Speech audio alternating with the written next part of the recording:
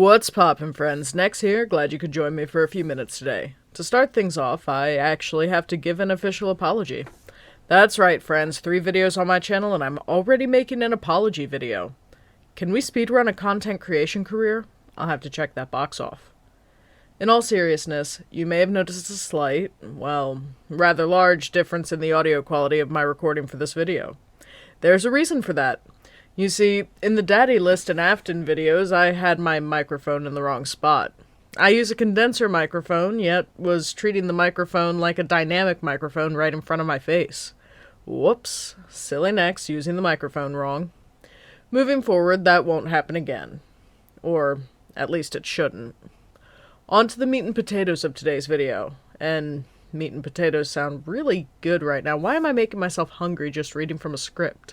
Like, damn, I did not think this one through. One of the most interesting parts of Security Breach is, in my opinion, the AI that they've given the animatronics. Originally, Five Nights at Freddy's ran on the concept of haunting, where the animatronics were possessed by the souls of dead children. Currently, though, they've gone the route of advanced AI for every animatronic, with William Afton corrupting them and taking control of them, causing them to glitch, as it were. If you've read The Twisted Ones, Charlie attends college for robotics courses, and they have an interesting mention of AI. Dr. Treadwell, Charlie's teacher, tells her class about sensory processing and overload, how the mind creates motion and fills the blanks with what it is able to process at any given time. Then she goes on to explain the AI equivalent of sensory processing and overload. Basic artificial intelligence is all about sensory control. You won't be dealing with a mind that can filter these things out for itself.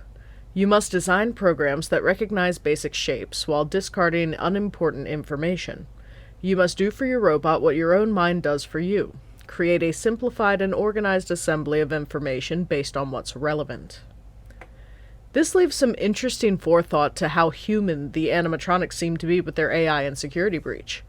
Unlike their haunted predecessors, their AI systems are in a constant sort of overload. The daycare attendant is a really good example of this. The way he speaks and behaves shows many facets of overload, especially since he's presumably the one watching the daycare children. Sun is a little jumpy and compulsive, showing realistic anxiety over needing to maintain tidiness and follow the rules. The primary distraction for both Sun and Moon is to knock over large toy cylinders. Don't come for me, I don't actually know what they're called, I can just name the shape. Where they stack up the cylinders as soon as they see them. Sun frets over it while Moon tidies up begrudgingly. No! What a mess! Oh, it's what's the bottom? Where is the top? Clean up! Clean up!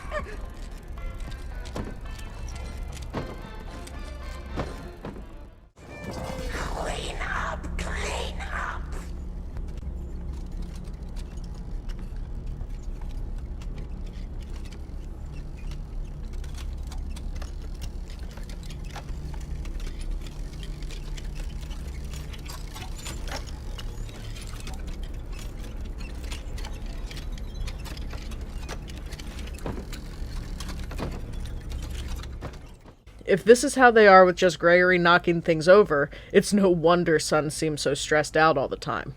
After all, Sun has to clean up after every kid in the daycare. Moving on, let's take a moment to look at Montgomery Gator. Rock and roll! Monty is a territorial animatronic patrolling Gator Golf to keep it safe. Anytime he's in his room when we go past it, we can hear him in a fit of rage, destroying the room and taking out his frustrations on everything around him. There's an entry in the collectibles with a log that states Bonnie wandered into Gator Golf.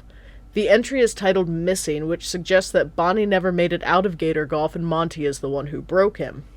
There is also an errant behavior report in the collectibles titled Monty Mischief that shows some of this territorial behavior. Monty didn't show up for the main stage performance again. We found him in the same place we always do, the catwalks over Monty Golf. We can't have a repeat of last month. Someone hit the hole-in-one and the hurricane bucket knocked him down. Both legs were broken and required emergency parts and service work. Obviously, patrolling the catwalks isn't where he's programmed to be, meaning his AI has evolved to where he's taking on more of a predator's role. He guards his territory and lashes out with rage when left to his own devices. He's more worried about Gator Golf than being a performer. Chica has trouble with processing emotions, eating everything that looks or smells like pizza. It's another common human coping mechanism, eating to fill a psychological void.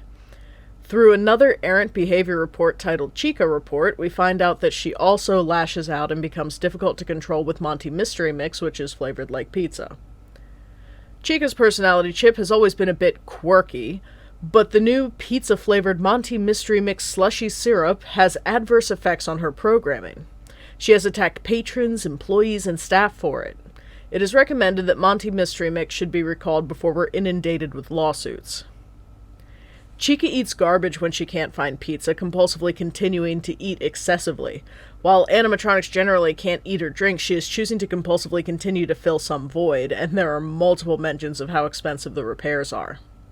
Roxy is probably the most noticeably affected by the mental health aspect of her AI. She has obvious trouble with her self-image, often having to reassure herself through positive affirmations that she has value. She attributes her value to her ability to win, which affects how she behaves on the Roxy Raceway course. We find out some of the extent of her obsession over the races through an errant behavior report titled Chasing Cars. Roxy never misses a race. She must be frying her circuits waiting for the raceway to reopen. Every time there's a test run on the track, she gets in the way. If she keeps getting in the way, the track will never get fixed. Roxy labels herself as a winner, valuing herself for her ability to win. She will also do pretty much anything to win, as shown in the collectible message Sore Winner. Roxy did it again. Another brain-dead staff bot decapitated because it got in her way on the racetrack. I'm getting really sick of trudging over to West Arcade to fix these things. Why isn't there a staff repair station any closer? At least I have an extra dance pass so I won't get locked out again. After you take Roxy's eyes, she struggles even more with her image, wailing in dismay and audibly distressed that the player runs and hides from her. She is concerned with whether or not she's still beautiful and struggles to come to terms with her loss of sight. I am still beautiful. Why are you hiding from me? Of the animatronics, the only one who seems to be at peace is Freddy himself. I'm not factoring DJ Music Man into this list because there aren't any real spoken words that he offers, so it's hard to see any divergence in his programming from his AI. Freddy is fairly confident, but not egotistical. He's balanced, caring about his friends and trying to protect Gregory, while he also seeks answers for why his friends are acting how they do.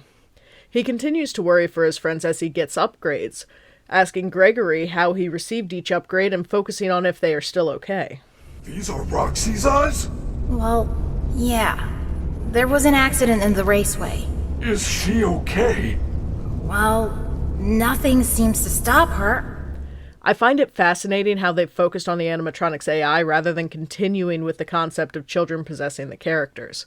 I'm excited to see if there's another game that follows the format. While I'm not satisfied with how Security Breach came out, there are things that I do enjoy about the game.